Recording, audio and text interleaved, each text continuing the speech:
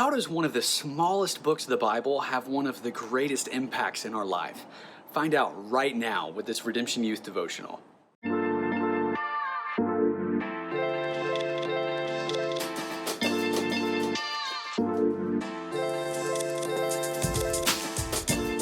Hey, what's up, guys? My all-time favorite book of the Bible is the book of Jude. It's so small, but it has so many big things that it says, and it shares stories that aren't found anywhere else in the Bible. And I love this book so much that I wanted to share it with you online. So we're going to be going through it over these next few weeks, discovering bit by bit what it has to say about our relationship with each other and our relationship with God. And the book of Jude begins this way.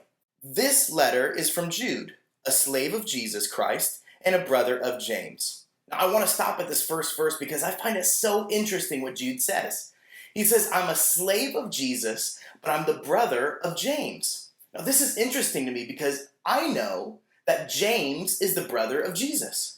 And so if Jude is the brother of James and James is the brother of Jesus, why doesn't Jude just say, hey, I am the brother of Jesus? Well, the reason I think is because Jude is exhibiting humility. Jude is writing to the church, and he doesn't want to start off his relationship by saying, hey, I'm the brother of Jesus. You have to get out of my way. I'm going to boss you around. You have to listen to me. Instead, he starts with humility.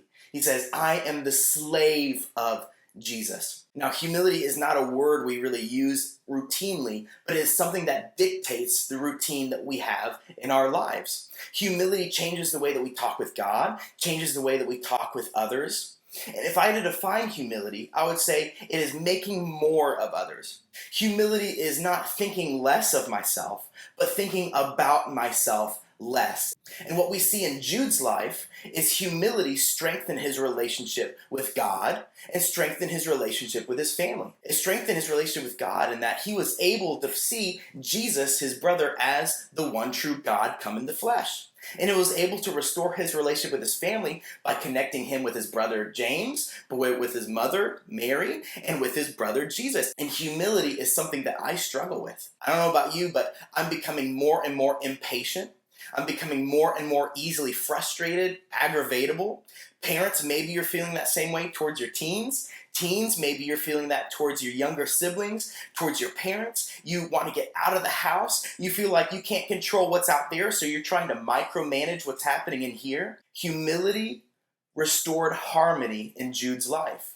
And humility can restore harmony in your life and in my life today if we practice it. So how do we get humility? Well, the first thing we do is we pray for it. Humility in ourselves is not something that we can just force. It's like trying to make someone else sorry for what they did. We can't make it happen, but we can pray that it happens. And then the second step towards acting in humility is doing things opposite of what our pride is telling us to do.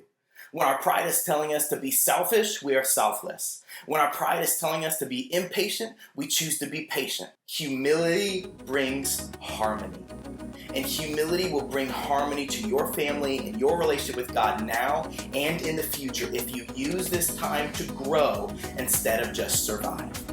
Like Ross said, humility brings harmony. If we want our relationships with God and our families to grow in this season, we need to follow Jude's example in humility. Here are some questions for you and those you're watching with to discuss.